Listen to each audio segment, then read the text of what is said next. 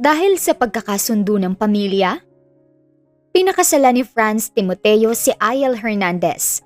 Nagsama sila at sa mga unang taon ay hindi nagpakita ng kahit anong pagtutol si Franz. Gayon din si Ayel, bagkus ay pinag-aralan niyang mahalin ang lalaking pinili para sa kanya. Ngunit matapos ang 7 taon, bigo siyang makatanggap ng pagmamahal pabalik dito. Gayunpaman, hindi sumuko si Ayel, lalo na nang dumating si Janice para samahan silang mag-celebrate ng kanilang anibersaryo ng kasal. Alam mo, Ate Ayel, salot talaga sa pamilya mga kabit na yan. Asik ni Janice sa kanyang hipag na si Ayel habang sila ay umiinom ng tsaa sa sala. Kadarating lamang ni Janice galing airport at kahit may jet lag pa, inuna muna nito ang pagchichismis tungkol sa isa nilang close friend. Ang tricky naman kasi, hindi man lang nahalata ni Carlene na may umaaligid na sa asawa niya. Hindi rin kasi natin mababasa ang isang tao kung ang titignan lang talaga ay ang sweetness at pagiging consistent sa relasyon. Kayo ba ni Kuya Franz? Kumusta? Kung tutuusin, business partners lang ang nangyari. Arranged marriage. Natutunan mo bang mahalin ng kuya ko? Diretsahan ngunit puno ng kapilihang tanong ni Janice. Napangiti naman si Ayel kay Janice at pinaningkitan niya ito ng tingin. Oh, nasa akin ang spotlight ngayon. To be honest, nag-start kami ni Franz na makilalang isa't isa nung pagkasunduin kami at ikasal. No date, no getting to know each other stage, basta diretso sa altar. Magkaibang mundo namin dahil ang nagkakaintindihan lang ay ang mga parents natin. I can say we survived for those years. Natutunan namin mahalin ng isa't isa. Maikli ngunit nanginginig ang labi niya habang sinasabi iyon. Wari taliwas sa sitwasyong kaniyang kinalalagyan ngayon. Napangiti naman si Janice sa pahayag ni Ayel na yun. Akala ko hindi magkiklik ang arranged marriage niyo. Pero tignan mo naman, magsi-7th anniversary na kayo sa Sunday. Of course, masaya ako para sa inyo. Natahimik si Ayel habang pinagmamasdan ang kanyang hipag. Parang binabasa niya ito at hindi naman siya nagkamali dahil si Janice ay nasa right age na para ihanap ng mapapangasawa. Natatakot ka ba na ang mapipili ng pamilya ay hindi mo makakayang pakisamahan? Tumango si Janice kay Ayel. Ito ang kanyang inaalala. Sa pamilya nila ay normal na lang ang arranged marriage. Pero paano na lang kung hindi mag-click at magresulta ito ng gulo sa pamilya? Sa Sunday rin yata makikilala ko ng magiging husband-to-be ko. I hope katulad siya ni Kuya Franz at hindi ni Harold. Ang babaerong Harold na yun. Hindi naman pipili ang pamilya ng may pangit na background. Halos lahat naman ay nasa business circle ng mga Timoteo. Gusto ko sana si Marcia na lang. Kahit karibal ni Kuya Franz, at least alam kong magaling sa pagpapatakbo ng negosyo. At isa pa, siya ang sigaw ng mga kababaihan sa altas syudad. Kaya anong swerte ko kapag nagkataong siya ang magiging asawa ko? Kinikilig na pahayag ni Janice. Hindi na sinundan pa ni Ayel ang pahayag na yun. Hindi kasi siya interesado sa mga lalaki o pangalan ng mga negosyante. Nahinto lamang ang kanilang pag-uusap nang dumating si Franz na langung-lango sa alak. Maagap namang sumalubong si Ayel sa asawa. Honey, ayos ka lang? Nag-aalalang tanong ni Ayel. Hindi umimik si Franz. Hindi niya nakuhang tignan si Janice o tapunan ng tingin si Ayel ng kaniyang asawa. Pasuray-suray na dumiretso si Franz sa itaas. Sinundan naman siya ni Ayel na gulat sa inasal ng kaniyang asawa. Nilingon na lamang niya si Janice at sa tingin na iyon ay nais niyang ipaintindi na siya na ang bahala sa asawa. Pagpasok sa loob ng kwarto ay pabalyang umupo si Franz sa maliit na couch. Naiinis niyang tinanggal ang kaniyang kurbata. Ngunit kahit anong tanggal niya ay hindi niya maalis ang pagkakabuhol nito. Napahinto na lang si Franz nang maramdaman ang kamay ni Ayel. Ako na, honey.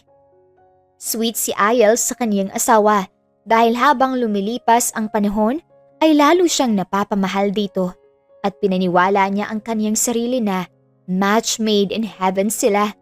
Ika nga, she's the lucky girl dahil halos lahat ng good qualities sa isang lalaki ay nakita na niya kay Franz na kahit na alam niya sariling hindi talaga siya natutunang mahalin ito.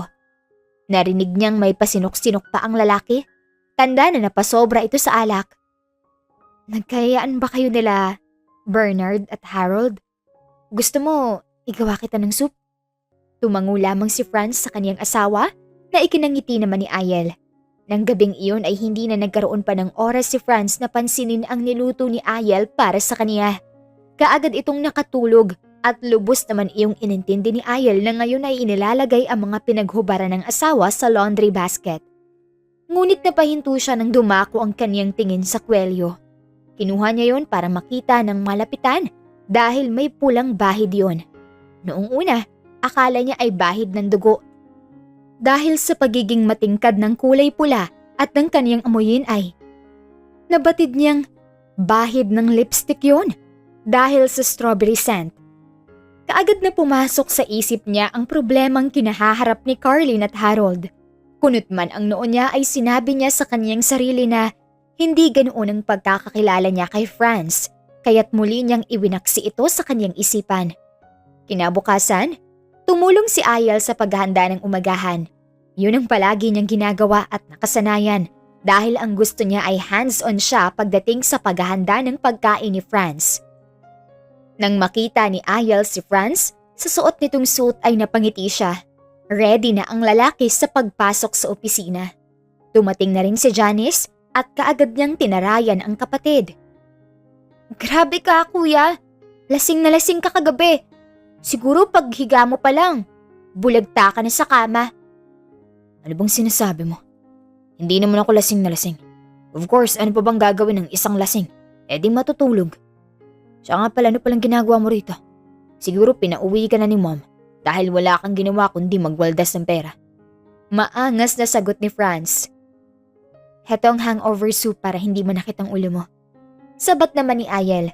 Tumango lamang si Franz na labis na ikinagulat ni Ayel. Ito ang unang beses na ganoon lamang ang sinagot sa kanya. Kahit noon ay may pagkamagiliw ito, lalo na sa pagsagot sa kanya. Ngunit agad namang napawi iyon nang magsalita ulit si Janice. Hi kuya, kailangan ko na sigurong ipaalala sa'yo ang pinasasabi ni mom at dad. Kailangan na rin nila ng apo. Saka, hindi na akong Janice na kilala mong party goer, no? Nagbago na ako dahil soon, makikilala ko na ang mapapangasawa ko. Halos mapalunok naman si Franz sa sinabi ni Janice. Nagkatinginan si Ayel at Franz ngunit halip na ngumiti si Franz ay iniwas niya ang tingin sa asawa. You traveled all the way here. Para lang stressin kami sa paggawa ng baby. You tell mom and dad na busy kami. At kung mabigyan ng baby, thank God. Kung hindi naman, we will wait for the right time. Alam mo namang hindi matatanggap ni dad ang sagot mo, kuya. Malamang, ipipilit na naman ni dad ang gusto niya at kahit sino sa inyo ni ate, walang magagawa. Kumunot ang noo ni Franz at sa hindi niya malamang dahilan ay bigla na lang niyang natabig ang mainit na soup na nasa kaniyang harapan.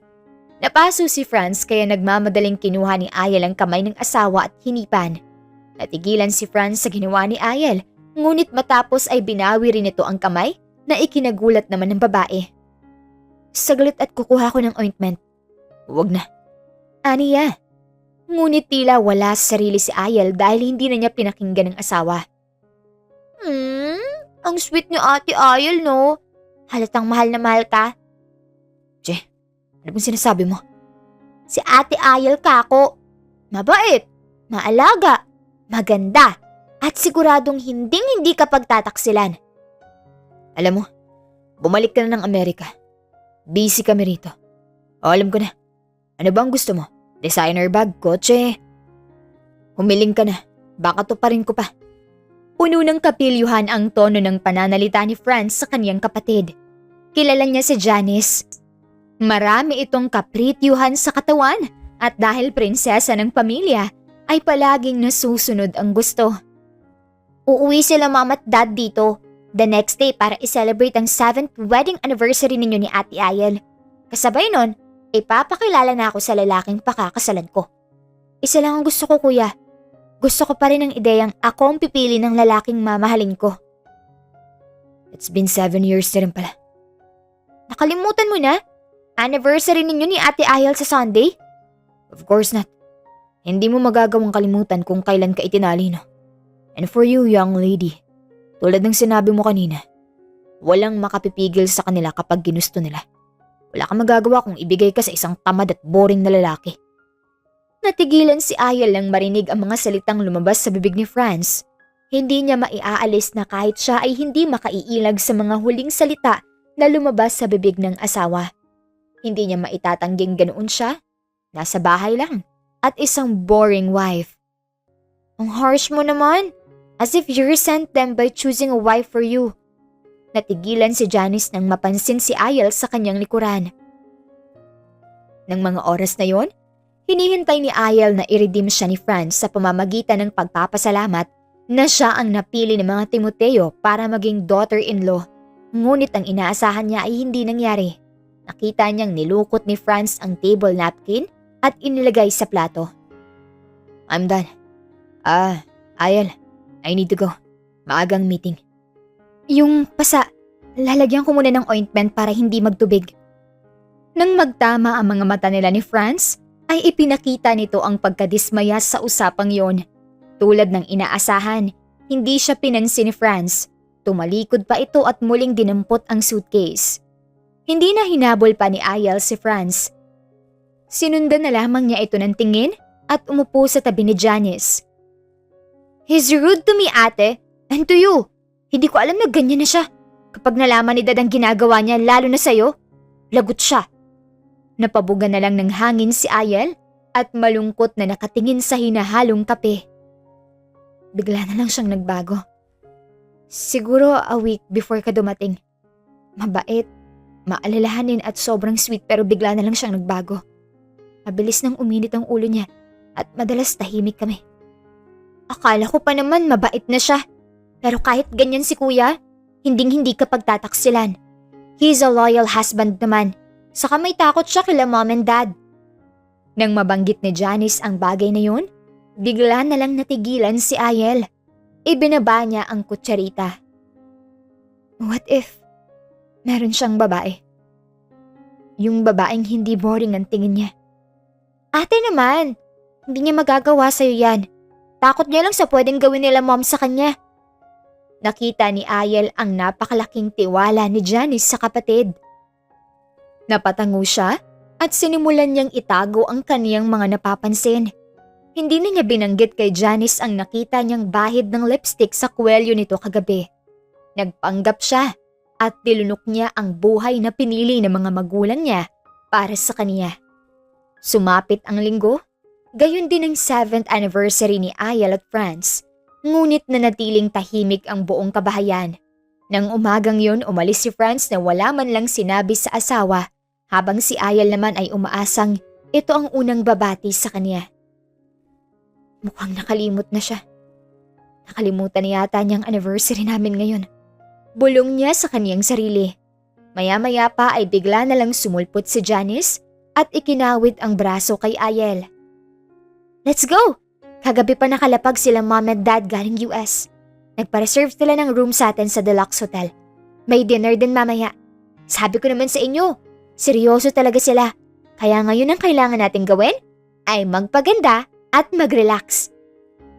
Hindi ka ba excited mamaya sa surprise ni Kuya Franz? Akong kinikilig eh. Surprise? Siyempre, mamaya, tiyak may bouquet of flowers and chocolates. Siyempre may tinatagong surprise yon. Nagpakita ng pagkagulat si Ayel, ngunit alam niya sa sarili niyang umaasa lamang siya sa wala. Kakaiba ang kanyang nararamdaman. Pakiramdam niya ay parang may mali at hindi magandang mangyayari. Sumunod lamang si Ayel kay Janice mula sa pagpapaayos ng buhok, body massage at pagbili ng mga damit. Ito ang mundo ng asawa ng isang mayamang lalaki sa bansa. Pinipitik lang ang pera, kapalit ng magagandang bagay. Ngunit si Ayel ay kailanman hindi naging masaya. Ipinanganak sa negosyanteng pamilya si Ayel at ang tingin niya sa kanyang sarili ay isang mamahaling vase na pwedeng i-award kung kanino man gustuhin ng kaniyang magulang. Habang sinusukat ni Ayel ang light beige satin romper, hindi niya napigilan ang pagsungaw ng kanyang luha. Pinaka-espesyal na araw ito para sa kanilang mag-asawa, kaya kahit papaano ay nakaramdam siya ng saya. Umabot pa rin sa 7 years ang pagsasama nila, kahit na nagsimula sila bilang estranghero sa isa't isa.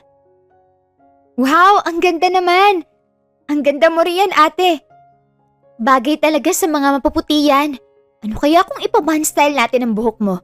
Sigurado akong maglalaway ang antipatiko kong kapatid mamaya. Sandali, parang ang lungkot mo naman ata.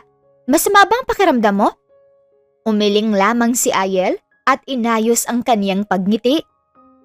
Hindi siya sanay na may nag-aalala sa kanya. I'm just excited. I was thinking that maybe it might be the reason why he's acting weird lately. Ayaw niya lang siguro na plain ako sa paningin niya. Right? Maganda ka na ate, pero wag mong kalilimutang mag-ayos. At wala naman ako nakikitang dahilan para maging ganun siya sa'yo. He's weird but he's loyal. Ayun ang sinumulang isiksik ni Ayel sa kaniyang isipan. Pinaniwala naman niya ang sariling hindi ganoon ang lalaking nakilala niya at nakasama niya sa iisang bahay. Kaya para sa kanya ay nakakagulat ang nangyaring pagbabago na para bang nauntog ito kung saan. Samantala, nang umagang iyon ay hindi sa opisina nagtungo si Franz, kundi sa Deluxe Hotel. Hindi sa kanya mga magulang kundi sa isang room kung nasaan nakabook ang 2 taong bumalik sa kaniyang buhay. Matapos ang 7 taong pagkakahiwalay nila ni Flora, na kanyang dating nobya ay bumalik ito para ipakilala sa kanya ang batang si Serena. Nabuntis niya si Flora bago sila maghiwalay. Nang buksan ni Flora ang pinto, ay kaagad na sumalubong kaagad si Serena sa kaniyang ama. Kunot ang noo ni Franz at malalim ang mga mata dahil sa pag-iisip. Tonight, ipakikilala ko si Serena sa parents ko at kay Ayel. I'm sure she'll understand. They need to understand. No, how can you be so sure na kaya nilang tanggapin ang anak natin at maging isang Timoteo? Paano na lang yung wife mo? Tiyak na magwawala siya kapag nalaman niyang may anak ka sa ibang babae. Yumakap si Flora sa lalaki habang itinatago ang ngiti sa kanyang labi. Noon niya pa nais na bumalik, ngunit ayaw niyang sirain ang pangakong binitawan sa pamilya ni Franz. Hanggang isang araw ay sinadya na niyang kitain si Franz sa isang cafe. Maybe she'll do that, pero mahalaga kay mom at dad ang magkaapo. Saka naghiwalay tayo at parehas nating hindi alam na buntis ka na. Salamat, dahil gusto mong itama ang lahat. Hanggang ngayon mahal pa rin kita. Bakit hindi na lang kaya ganito? Hiwalayan mo na ang asawa mo dahil hindi naman kayo magkaanak. Tayo may anak na. Nang marinig iyon ni Franz, ay bigla siyang kumalas sa pagkakayakap ni Flora. Hindi pwede. Kamumuhian ako ng parents ko at baka tanggalan pa nila ako ng posisyon sa kumpanya. I can't. Ang magagawa ko lang ay ang ipakilala ko yung kay mom at dad. Pati na rin kay Ayel. Sige, as long as alam kong ako pa rin ang mahal mo. Malungkot na sabi ni Flora.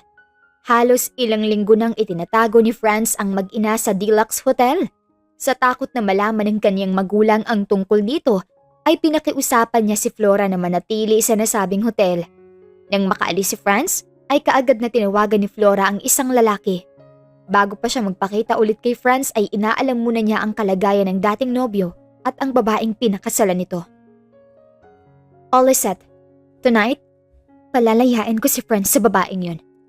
Basta iset up mo siya sa isang room na may lalaki. Once she's under the influence of Green Fairy cocktail, mahihirapan siyang makabalik sa room nila ni Franz. Yes ma'am, copy. Napangiti si Flora habang nakatingin sa labas ng hotel. Pinatay na niya ang kaniyang telepono at tinawag ang anak. Serena, mamaya, ipapakilala na tayo ng daddy sa lolo at lola mo. I met them once pero hindi na naulit kasi ayaw nila sa akin. Why naman, Mami? Paano po kung ayaw din nila sa akin? That's not gonna happen, baby. They will accept us. Noon ayaw nila sa akin dahil I was a poor girl. Pero ngayon, hindi na. Dahil hindi na estado sa buhay ang labanan, kundi ang dignidad at pangalan nila. At lahat yon, sisirain ang asawa niya. Dahil hindi na maintindihan ng batang si Serena ang sinasabi ng kanyang ina, ay ngumiti na lang siya at kalaunan ay bumalik na sa dollhouse na regalo sa kanya ng kaniyang ama. 3:00 ng hapon nang makabalik si Franz sa mansyon. Nadatnan niya ang kanyang asawa na abala sa paghahanda ng paboritong dessert na dadalhin mamaya. Napabuntong hininga si Franz bago niya nilapitan ang kanyang asawa. Kaagad namang napansin ni Ayel ang presensya nito. Ayel. Franz, honey? Akala ko magkasama kayo ni Janice. She texted me kanina. Nauna na ako after namin makapamili ng damit for our dinner. Siya naman dumiretso na kila mom and dad. Ako naman bumalik dito. Need ko pa kasi i-prepare yung macaroons. Paborito kasi ito ni mommy. So, see you later sa hotel. There's something came up. I need to go now. Ani Franz at tumalikod pagkatapos makita ang kanyang pambisig na orasan. Mabilis niyang hinubad ang kanyang apron at muling tinawag ang asawa. Wait, Franz. Nakalimutan mo siguro. Hindi lang natin dinner for mom and dad ngayon. Anniversary din natin, Franz. Kunot ngunit kalmado niyang sabi kay Franz. I know, Ayel. I know. Matigas na sabi ng lalaki. Nagsimulang manigas ang mga paa ni Ayel at mga tal ang kanyang lalamunan. Kasunod ang pagsungaw ng kanyang luha. Sa huli, hinayaan na niya si Franz na umalis at siya naman ay bumalik sa kusina. Napaupo siya at malungkot na pinagmasdan ang mga macaroons. Bakit ang sakit? Nagkukunwari lang ba siya noon? Akala ko magiging maayos ang aming pagsasama. Paano ko na kaya nang maging ganito sa loob ng 7 taon? Hindi na niya kailangan pang magtaka dahil kahit naman kailan ay hindi siya tinignan ng lalaki bilang asawa. Matagal nang malamig ang pakikitungo ni Franz sa kanya. Mabilis niyang pinunasan ang kanyang luha nang mapansin ang oras. Ano man ang pinagdadaanan nila ni Franz ay hindi niya maaaring ipahalata sa kanyang in-laws. Kaya inayos niya ang kanyang sarili at dumiretso sa kanilang kwarto para mag-prepare. Habang pababa siya ay nakita niyang may mga bagong bedsheets at towels ang dala ni Manang Helen. Napaisip siyang matapos ang dinner ay tutuloy sa mansyon ang kanyang in-laws. Manang Helen? Si Franz po bang nag-utos sa inyo? Para kay mom and dad po ba niya yan? Tumigil si Manang Helen at nakangiting hinarap si Ayel. Hindi ko alam, iha. Si Senyorito Franz lang ang nagsabi na linisin kong isa sa mga guest room. Pero nakakapagtaka nga kasi nag-request siya ng mga lotion, baby bath at shampoo. Baka naman may kasama ang pamilya ni Sir Franz na bata, pero hindi naman nagtatagal ang mga magulang ni Sir Franz dito. Si Helen ay matagal ng kasambahay ng mga Timoteo. Matapos mamirmi sa Amerika ng mga magulang ni Franz, ay nanatili pa rin si Helen bilang kasambahay kasama sina Franz at Ayel. Napatango na lang si Ayel. Pakiramdam niya ay unti-unti na siyang nawawala ng kapit sa kasalukuyan. Gayon din ang koneksyon niya sa kaniyang asawa. Namutla siya at napansin yun ni Helen. Iha, masama ba ang pakiramdam mo? Namumutla ka. Sandali. Ayos lang ako, Manang. Marami lang po akong iniisip. Sige po, may aayusin lang po ako. Maya-maya po aalis na rin ako.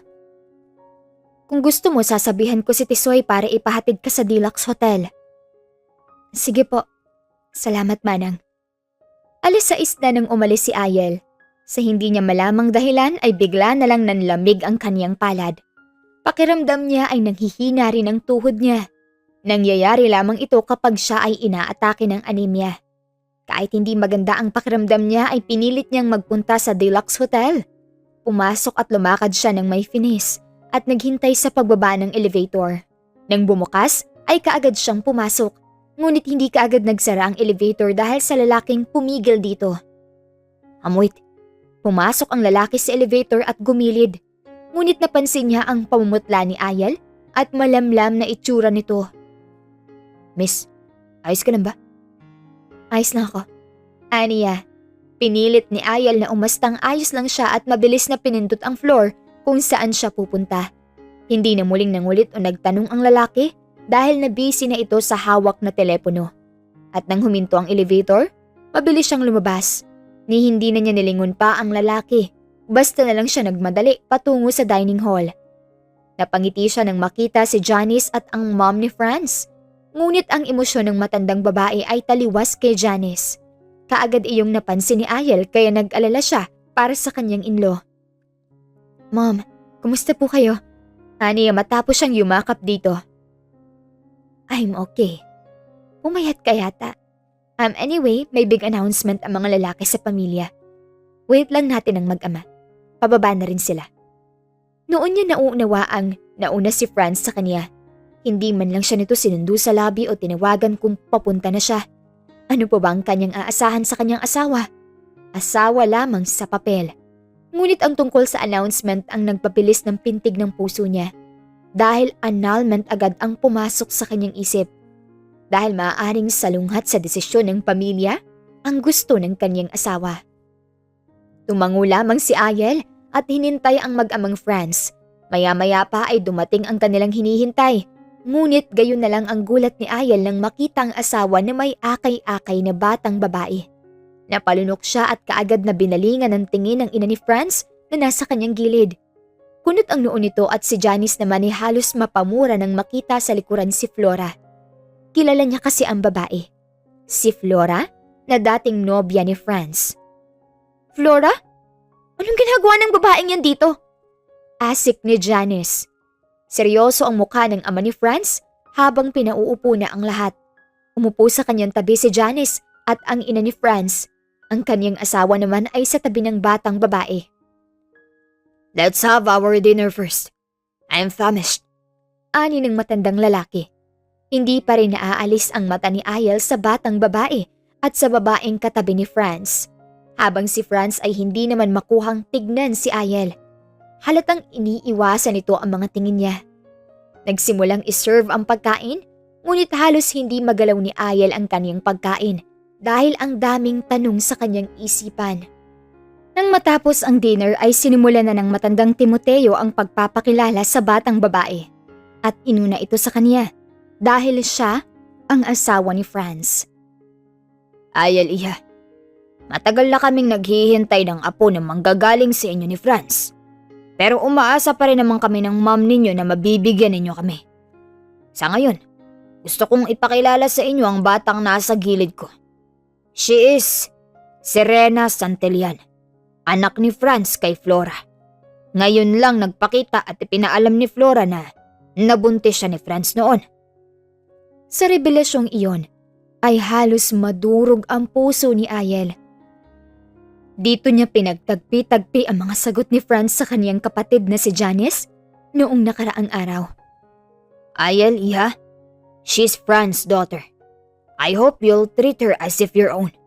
Ako ang unang nilapitan ni Franz bago ko sa inyo i-open.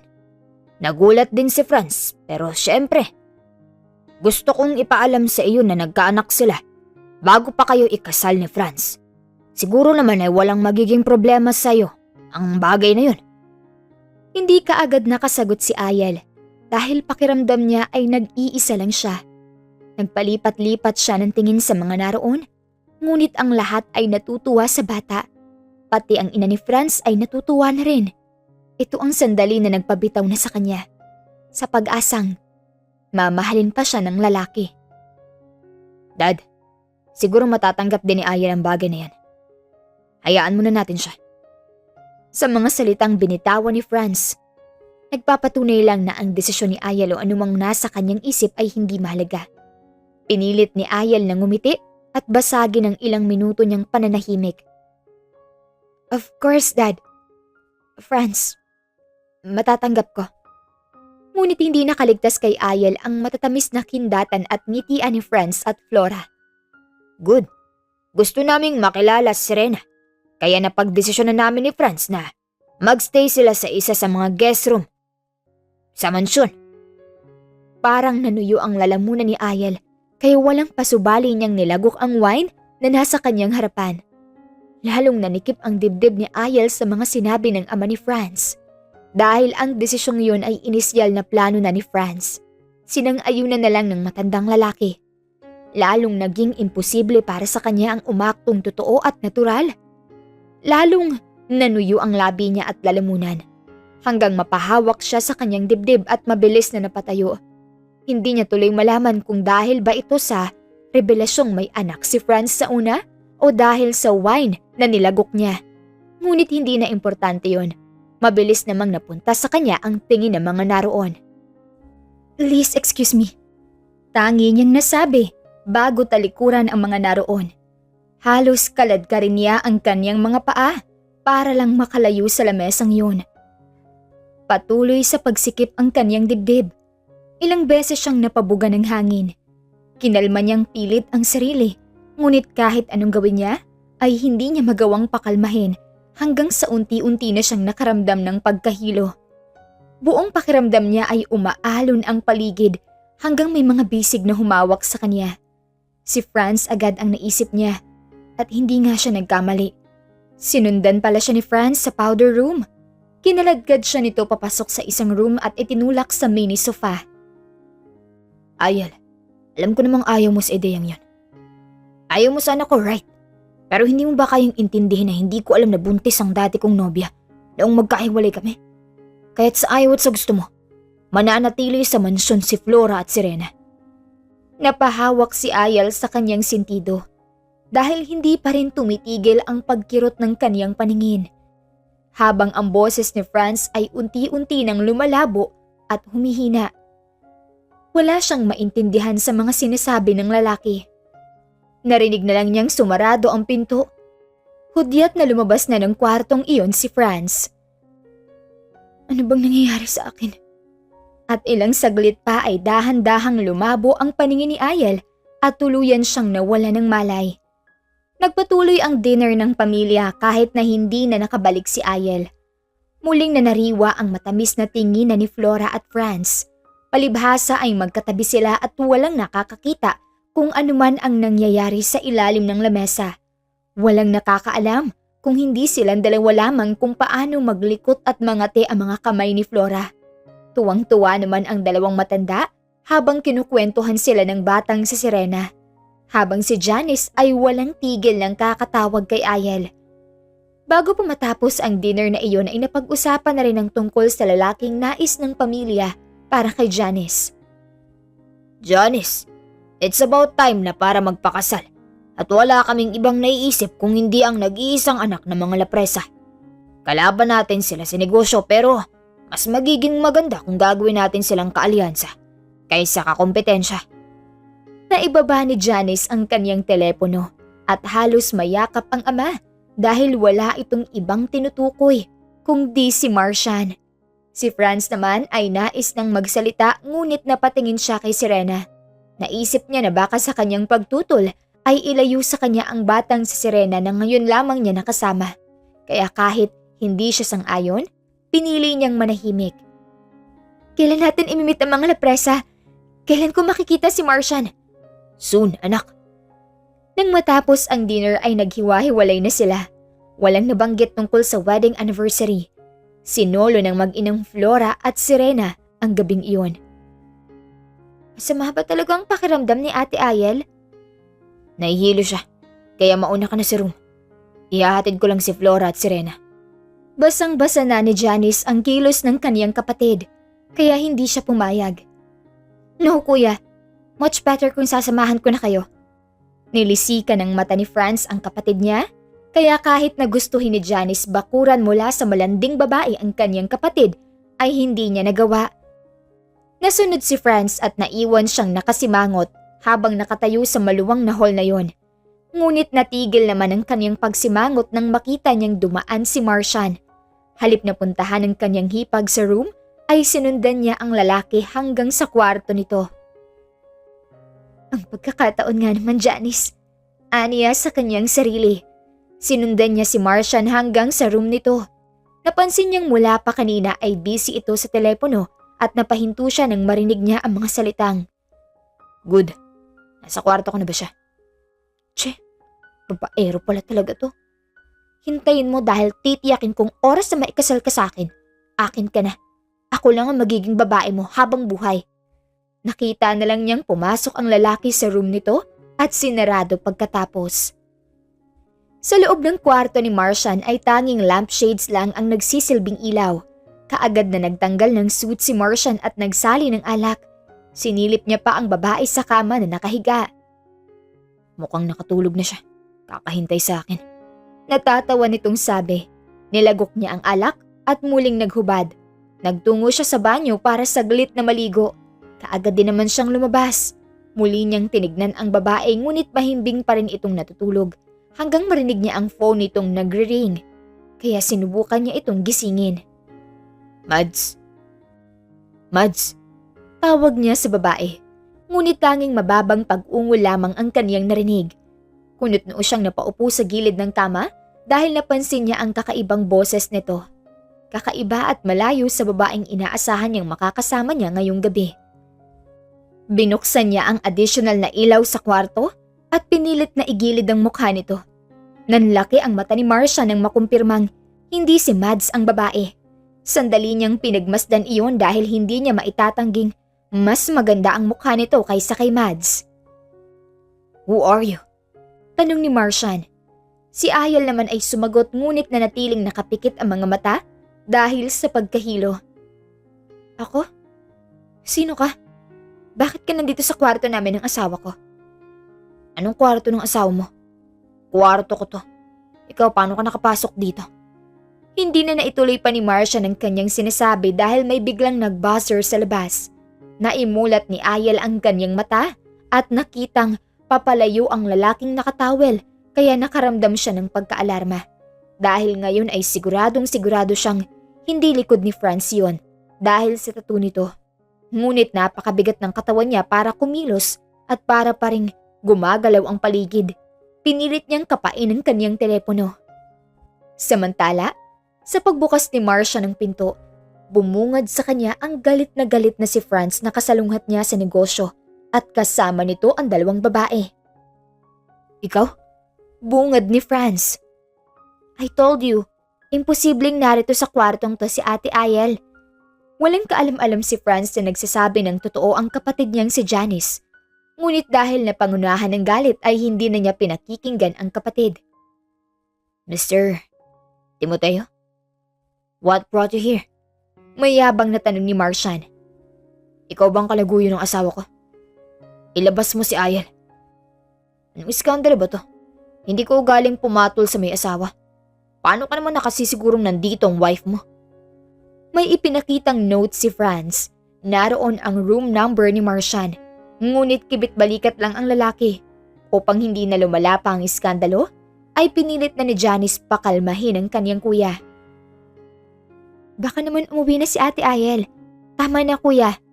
Hindi mo ba naisip na someone's playing with you? Or someone's plotting against your dear wife? Ilabas mo siya. Asik ni Franz.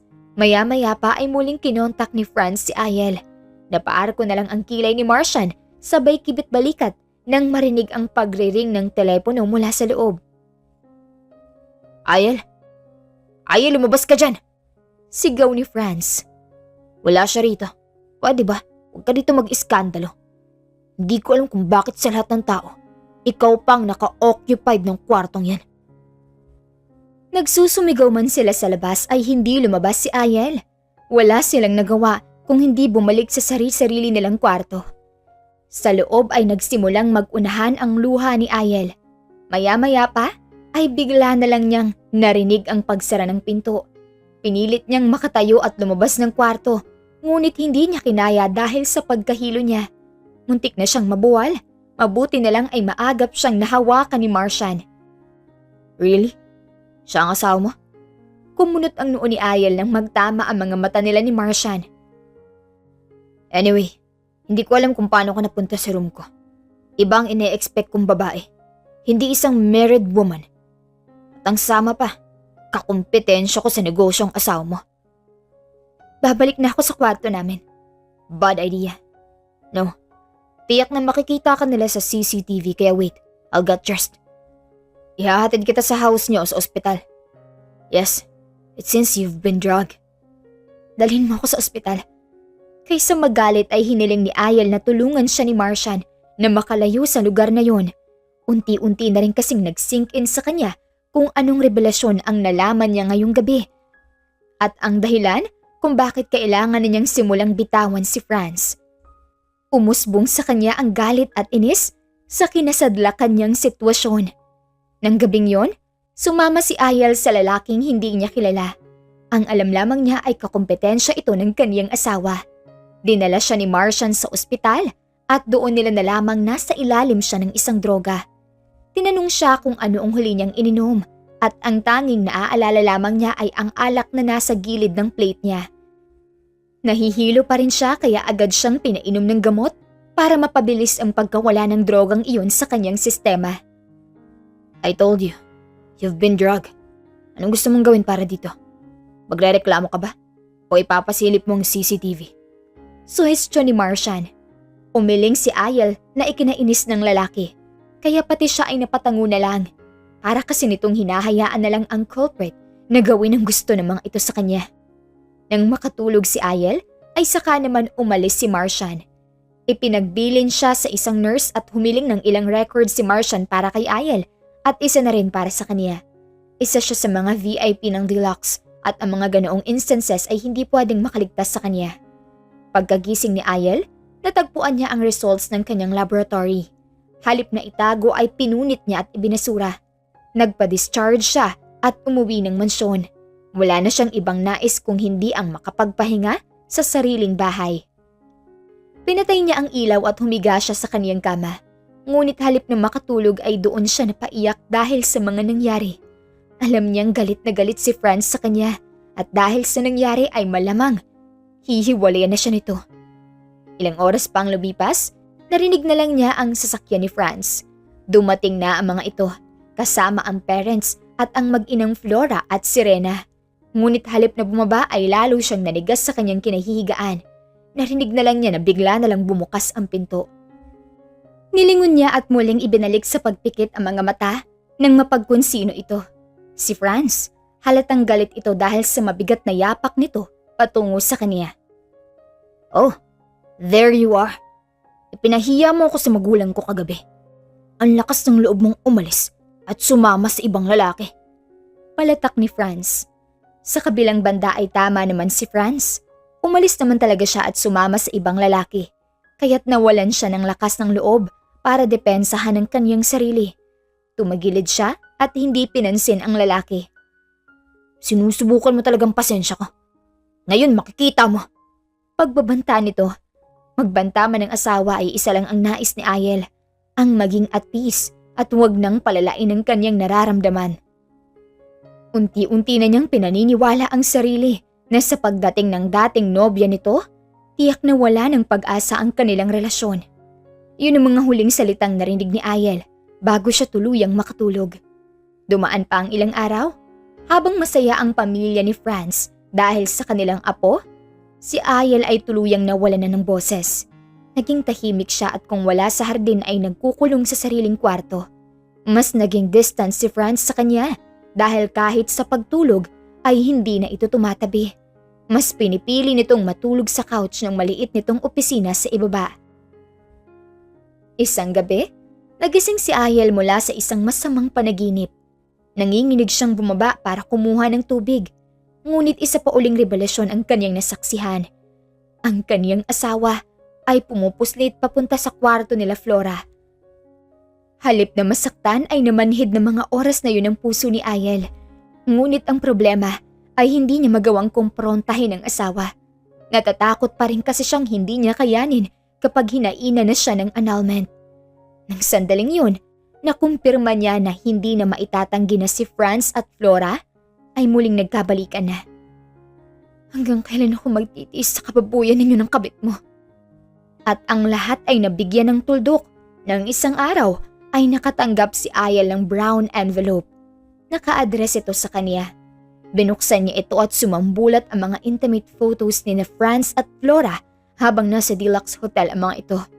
Muli siyang nanginig habang inisa-isa ang mga ito. Napagtanto niya kung gaano siya nagpalinlang sa 7 taon na pagmamahal sa lalaking kahit kailan pala ay hindi naging kanya. Sa huling photo ay nakita niya ang sariling buhat-buhat ng isang lalaki. Nakaitim ito at may takip ang mukha. Ibinaliktad niya ang photo na yon at nabasa niya ang paalala ng nagpadala nun na walang iba kung hindi si Martian. Meet me on Tuesday in 29th Avenue Cafe and wear something nice. Hawak kong lalaking yan. She'll tell you who's behind this. By the way, may burner phone ako dyan. Ako lang ang nakasave na number dyan, call me. Pagbabasa ni Ayel sa notes sa likod ng picture. Ngunit halip na seryosohin ni Ayel ang mga iyon, ay ibinalik niya sa brown envelope ang mga pictures. Alam niyang galing iyon kay Marshan, ang lalaking tumulong sa kanya sa Deluxe Hotel. Sumapit ang araw ng Martes, ngunit wala pa ring balak na makipagkita si Ayel kay Marshan. Hanggang isang insidente ang yumanig kay Ayel para tuluyang makipagtulungan kay Marshan. Nang umagang iyon, ay dire-diretsong pumasok si Flora sa kanyang kwarto at nagsalita ng kung ano-ano. Anong ginagawa mo rito? Do you think patuloy ka pa rin pagtsatsagaan ni Franz? A barren and a boring wife. I feel sorry for you dahil mukhang hindi na malalaman na ng bata ang sinapupunan mo. Aniya na punong-puno ng pangngutya. Napatayo si Ayel sa kaniyang kama at mabilis niyang nilapitan ang babae. Naikuyom niya ang kaniyang kamao at hindi na niya napigilan ang kaniyang galit. Mabilis na lumapat ang palad niya sa maputing pisngi nito. Nasaktong pagpasok naman ni Franz ng kwarto, kaya kinuha ni Flora ang pagkakataong yun para gantihan si Ayel sa pamamagitan ng sariling asawa. Humandusay siya sa sahig at umiyak. Ayel, tama na! Alam ko namang ayaw mo sa amin, pero gusto ko lang naman kumustahin ka dahil napapansin kong palagi ka nalang nagkukulong sa kwarto at madalas walang kibo. Aniya, habang hinihimas ang pisngi. Ayel! Malakas na sigaw ni Franz. Nangingilid ang luha ni Ayel dahil sa galit, pero mas galit pa si Franz sa kanya dahil sa naabutang insidente. Inalalayan ni Franz ang babae na makatayo habang si Ayel ay parang natuod sa kinatatayuan. Nasisiraan ka na ba? Hanggang saan ka dadalhin ng pagsiselos mo? Pagak na natawa si Ayel sa tinura ng kaniyang asawa. Nagpapatawa ka ba? Ako ang nagsiselos? Hindi ko alam kung bakit nagtitiis pa akong makisama sa'yo. Itinira mo na nga ang anak mo rito. Pati ba naman ang kabit mo? Wait, wala kaming relasyon ni Flora. Natural nanay siya ng anak ko. Dito siya, kasama ni Serena. At kabit? Sino ba talaga sa atin ang may kabit? Sino bang sumama sa isang lalaki at iniwan kami sa Deluxe? You're impossible. Alright, Ayel. Nakiusap kami sa'yo. Hindi ba mahirap na unawain ang mga bagay na yon? Hindi ko alam na nagkaanak ako. Alam ko nahihirapan ka. Nahihirapan din naman ako dahil sa mga pagbabago at ikinikilos mo. Tuluyan nang nawala si Franz sa kaniyang sinasabi. Alam na alam niyang walang ibang lalaki si Ayel. At hindi naman talaga siya siguradong asawa niya ang nakita sa CCTV footage. Ngunit para kay Ayel, nasukol na niya ang dulo. Dulo kung saan siya magtitiis at mananatili. You two, get out! Magsama kayo. Buuin mo ang pamilya mo. I don't care anymore. Maiiwan pa sana si Franz, ngunit hinawakan ni Flora ang bisig nito. Franz, wag na. Let her. Masama lang ang pakiramdam niya. In no time, matatanggap din niya kami. Ano mong sinasabi mo? Sa ating dalawa ikaw may sakit. Sakit na kalandian. Hintayin mo kaya munang maghiwalay kami bago ka umiksena. Tinalikuran ni Ayel ang dalawa at dumungaw sa bintana.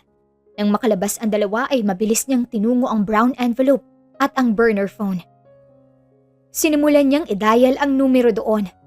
Ilang saglit pa ay sumagot ang nasa kabilang linya. Narinig niyang muli ang baritono at maangas nitong boses. Papunta na ako. Sa wakas, natauhan ka na rin. Sandaling nagpalit ng damit si Ayel at nagsuot ng fitted na jeans.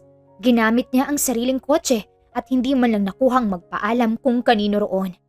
Dumating siya sa sinasabing lugar at nadatnan niyang walang ibang tao ron. Tanging si Marshan at may hawak itong tablet. Anong kapalit ng lahat ng to? Bakit mo ako patuloy na tinutulungan? Because sooner or later, itatali ako ng parents ko sa kapatid ng Franz na yon. Kung magkakaroon ng issue, may dahilan na ako para i-cancel off ang engagement. Kaya mo namang gawin yun without telling me this. I don't know. Basta gusto ko lang gawin to sa'yo. I know you love him and alam kong masasaktan ka sa oras na makita mo online ang mga photos ng asawa mo. But, here's the catch. Alam mo ba kung sinong nagplano ng masama sa'yo that night? Ibinigay ni Martian kay Ayel ang tablet kung saan ay nakarecord ang video confession ng lalaki. Nanlaki ang mata ni Ayel at nangingilid ang luha habang pinapanood ito. Kalaunan ay isinauli ni Ayel ang tablet at hinayaan si Marcia na gawin ang dapat sa lalaking yun. Nais niyang gamitin ang lalaki para maipakulong ang babaeng kabit ng asawa niya. To add up, nalaman kong kaya siya nagpakita sa asawa mo ay para sa pera. Alam niyang tatanggapin siya pabalik ng asawa mo once na malaman na may anak sila. Itong ginamit niya para matanggap ng pamilya. Marami siyang ini-scam na tao, ninakawan at mga tinakbuhan dahil sa pagkakalulong niya sa sugal. Kaya pala gagawin niyang lahat para balikan siya ni Franz. Ilang araw pa ang lumipas, nagulat na lang ang buong kabahayan nang may mga pulis na dumating at hinahanap si Flora. May dala ang mga itong search warrant. Matapang na humarap si Flora at dito na siya binasahan ng Miranda rights. Ngunit nagpumigla si Flora. Magkagayunman, wala na rin itong nagawa. Maya-maya pa ay bumaba mula sa hagdan si Ayel. Bit-bit ang kanyang maleta. Ano nangyayari? Bakit niyo siya dadalhin? Ano bang kasalanan niya? Hindi na sinagot ng mga pulis ang mga tanong ni Franz dahil si Ayel na mismo ang nagsalita. Accompany your mistress to the police station para malaman mo. Hindi nga rin ako makapaniwala pero truth will always come out kahit anong gawin mong pagtatago rito. Bruha ka? Gawa-gawa mo lang to. Ganyan kayong mga mayayaman. Dahil ba kahit kailan hindi ka minahal ni Franz? May pang-uuyam pa ito kahit na nakaposas na. Pinigilan ng isang officer na magsalita si Flora para hindi na lumala pa ang mga kasong maaaring isampa sa kanya. Hindi naman makapaniwala si Franz sa mga nangyari at dagdag pang nakagayak ang kanyang asawa at papunta kung saan. What's the meaning of this? Saan ka pupunta? Sasama ka na ba sa lalaki mo? Iiwan mo ako rito? Si Martian ba ang lalaki mo? May ebidensya ka? Ako kasi marami. Ito, sa ating dalawa, ikaw ang manloloko. Mula sa brown envelope na itinaob ni Ayel, sumambulat ang mga intimate photos ng dalawa. Hindi ito totoo. Hindi kita pinagtataksilan. Ikaw ang may lalaki. Igiit mo pa yan. Magsasama kayo sa kulungan ng babae mo. Siya nga pala. Here's the annulment papers. Gusto ko nang ipaanal ang kasal natin. I just need your damn signature. Forward it. Kita na lang tayo sa korte. My dear ex-husband. Hindi nagtagal. Nadagdagan pa ang kaguluhan nang dumating ang mga magulang ni Franz kasama si Janice at Serena. Base sa mga sumambulat na picture sa sahig, ay nakuha na ng mga ito ang dahilan ng annulment na sinabi ng kanilang in-law. Hindi sila nakapagsalita o tumutol sa pag-alis ni Ayel. Kinampihan nila si Franz sa simula pa lamang at sinuportahan sa mga kagustuhan nito. Naguguluhan man ang batang si Serena, siya ang labis na nasaktan dahil nakita niyang nakaposas ang kaniyang ina. Sinundan ni Franz si Flora sa istasyon ng pulis. Doon ay nalaman niya ang buhay na pinanggalingan ng babae. Sangkot pala ito sa mga isang malaking sindikato at baon sa utang ang babae. At ang isa pa ay, ito ang may kasalanan kung bakit biglang nawala si Ayel sa kwarto sa Deluxe Hotel. Siya ang nag-utos sa dalhin ito sa isang room at palabasing may lalaki ito. Bakit mo kami sinira? Natatawa si Flora at pinukol ang lalaki ng tingin. Bakit? Hindi ka maging totoo sa sarili mo. Hindi mo minahal si Ayel. Ginamit mo lang siya para makuha mong posisyon sa kumpanya. Bumalik ako dahil may anak tayo. At gagawin kong lahat para lang tanggapin mo ako ulit. Isa pa, Franz. Buntis ako para sa pangalawa nating baby. Napahawak ang lalaki sa kanyang ulo. Hindi niya napigilan ang pagbagsak ng kanyang kamao dahil sa galit. Galit sa sarili? Dahil nagpabilog siya sa mga kasinungalingan ni Flora at pang-aakit sa kanya. Muli siyang napabuga ng hangin. Malalam niyang pinakatitigan ang mukha ng babae. Aalagaan ko ang mga anak natin pero I can't help you to get out from this. At wala na rin akong balak na ipagpatuloy ang relasyon ko sa'yo kahit na annulled ng kasal namin ni Ayel. Franz, huwag mo akong pabayaan dito. Ginawa kong lahat ng yun dahil mahal kita. Alam ko rin naman na mahal mo ako eh. Muling inabot ni Flora ang kamay ni Franz. ngunit kinalas ito ng lalaki. Ang alam ko, ako lang ang nagkamali at nagkasala sa asawa ko pero gumawa ka ng hakbang para lang sirain siya sa akin. I'm sorry. Franz, pinagbubuntis ko ang anak natin. Masisikmura mo bang ipagbuntis ko siya rito? Sa oras ng mga nakana, kukunin ko ang bata. Palalakihin kasama si Serena. Pero I can promise you, nahahayaan kong mapalapit sila sa'yo. Masama kang ina. Sa huli, nabulok sa kulungan si Flora. Wala na siyang magawa kundi harapin ang mga reklamo at kasong nasa pangalan niya. Doon niya ipinagbuntis ang kanilang pangalawang anak ni Franz. Samantala, dahil sa apela ni Ayal sa board members, pinilit niyang mapababa sa posisyon si Franz bilang CEO. Yun ang ganti niya sa dating asawa. Siya naman ay nanatili pa rin ng bansa para ipagpatuloy ang kaniyang nais. Noon pa niya pangarap na makapag-put up ng isang flower shop at kahit wala ang tulong ng Timoteo at ng kaniyang pamilya, ay nagawa niya ito dahil sa alimony niyang nakuha kay Franz. Nag-hire siya ng 2 tao. Ito isang florist at ang isa naman ay lalaki para maasahan niya sa mga mabibigat na trabaho sa flower shop. Mabilis na lumipas ang 3 taon. 3 taon na matapos siyang makalaya sa mga Timoteo.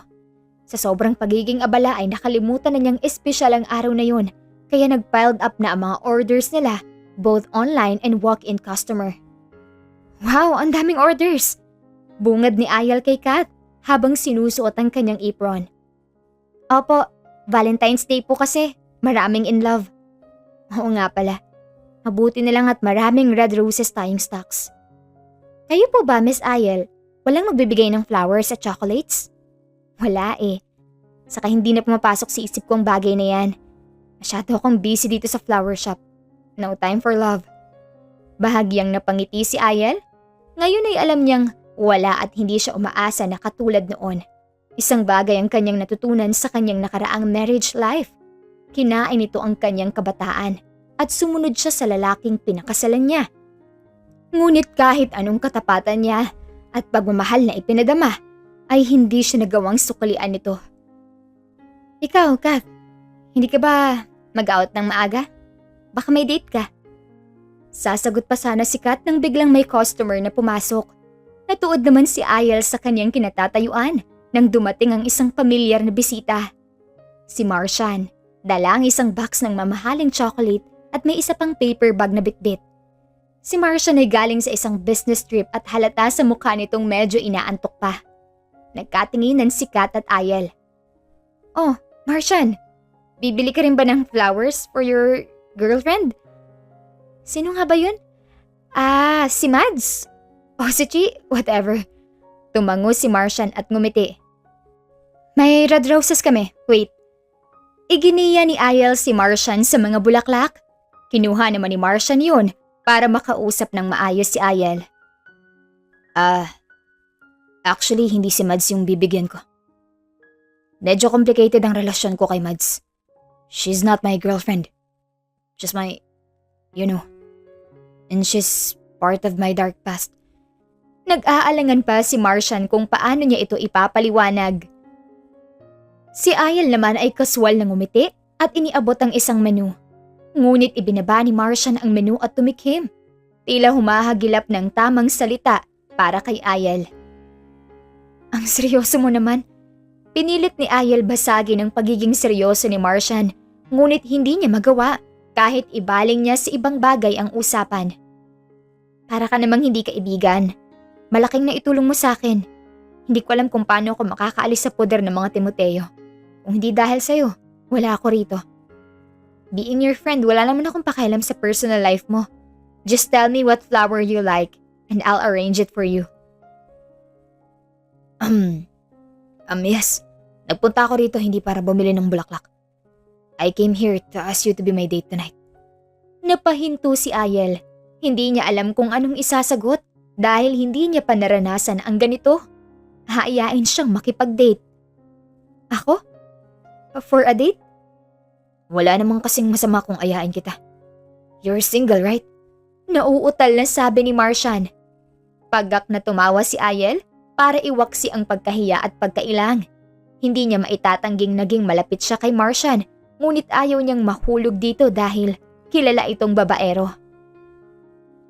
Tinatawanan mo bang invitation ko? Kasi, hindi ko kasi ina-expect. Pero kung coffee date lang naman, after work, yes, pwede. It's a proper date. I'll take you to proper dinner. Nakapamulsa si Martian habang sinasabi iyon. Naiilang din kasi ito dahil pihadong kinakabahan. Makakatanggi pa ba ako? Alright, text me later. Hihintayin kita dyan sa labas. Nagmamadaling lumabas si Martian at si Ayel naman ay hindi napigilan ang pamumula habang bumabalik sa counter. Lalo na nang mapatingin siya kay Kath. Nakangiti ito at kinikilig dahil rinig na rinig nito ang usapan nila ni Martian. Ikaw pala, Miss Ayel, ang may ka-date. Biro nito. Friendly date lang naman yun. Magkaibigan lang kami ni Martian. Mukhang hindi naman. Kasi kung kausapin ka na sir, may halong kaba pa. Pautal-utal pa. Naku, Miss Ayel, baka naman nahihiya lang manligaw. Hindi ko alam. Pero ayokong sumugal sa isang lalaking mahilig sa babae. Mas okay na sa akin na maging single for life kung magkakaroon lang din naman ako ng kahati sa puso ng lalaking mamahalin ko. In short, takot na ako magmahal ulit. Sa bagay, nagpatuloy sila sa paggawa ng orders habang panakanakang sinisilip ni Ayel ang lalaking naka-istambay sa labas. Medyo padilim na nang lumabas sila at natagpuan niya si Martian na nakatulog sa loob ng kotse nito. Martian? Naalimpungatan pa ito nang mapagsino ang kumakatok sa labas ng kotse. Kaagad namang binuksan ni Martian ang kotse. Naghintay ka talaga, kahit 3 oras. Ang isang CEO ay hindi dapat nag-aaksaya ng oras. Nag-aaksaya? Sino? Kagagaling ko lang sa Madrid. Pagkagaling ko sa airport, dito na ako dumiretso. Just to ask you kasi baka naman bigla mo akong Indianin. Nahiya ng kaunti si Ayel dahil si Martian ay sa kanya dumiretso imbes na magpahinga sa penthouse nito. Nahiya tuloy ako sa'yo. Saglit, how about my outfit? Daan tayo sa place ko para naman makapag-ayos ako. Tumangulang si Martian at muli siyang naghintay sa maliit na sala ni Ayel habang nagbibihis ang babae sa loob. Nang lumabas ito sa kwarto, ay hindi makapaniwala si Martian na ganoon ito kaganda at bagay na bagay ang bestidang napili nito. Hindi gaanong naglagay ng makeup si Ayel, ngunit angat pa rin ito. Let's go? Oh, napakaganda mo, Ayel. Thanks, Martian. Dinala siya ni Martian sa isang fine dining restaurant. Mayaman si Martian katulad ni Franz, kaya't hindi na nagtaka pa si Ayel na dalhin siya nito sa ganoong klase ng lugar. Habang magkaharap sila ay hindi mapigilan ni Martian ang pakatitigan si Ayel. Tila nailang naman si Ayel sa mga ganoong tingin, kaya binasag niya ito. Magtitingin na lang ba tayo? Ilang buwan akong wala sa bansa. I just miss you, Ayel. Pagpapakatotoo ni Martian na lalong ikinapula ng pisngi ni Ayel. Hindi ako sanay, Martian. Ganyan ka rin ba sa mga babaeng nakakadate mo? You knew me. I'm a guy who loves to fool around. Pero simula nang mapalapit ako sa'yo, inayos mong buhay ko. Actually, ayoko magseryoso sa babae. Pero simula nang mag-cruise ang landas natin sa Deluxe Hotel, unti-unti ako nagbago. Totoo to, Ayel. I can't deny that I'm helplessly falling in love with you. Kung nagjo-joke ka, please stop it. Alam mo kung anong pinagdaanan ko. Ayoko na ulit masaktan.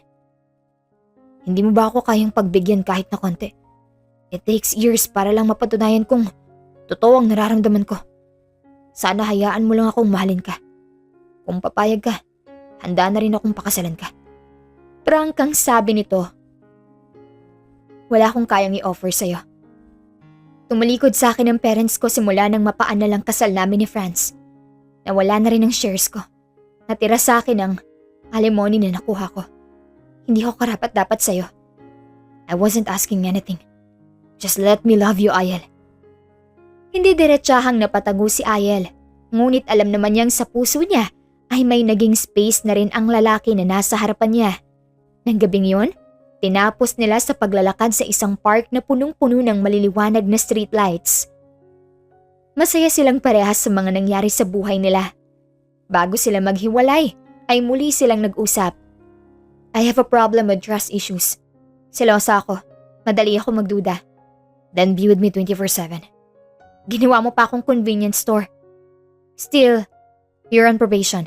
under observation. I know. Thank you for the dinner. For the chocolates and jewelries. You're welcome. See you tomorrow, babe. Nagulat pa si Ayal sa itinawag nito sa kanya. Ngunit hindi naman niya napigilan ang pamumula.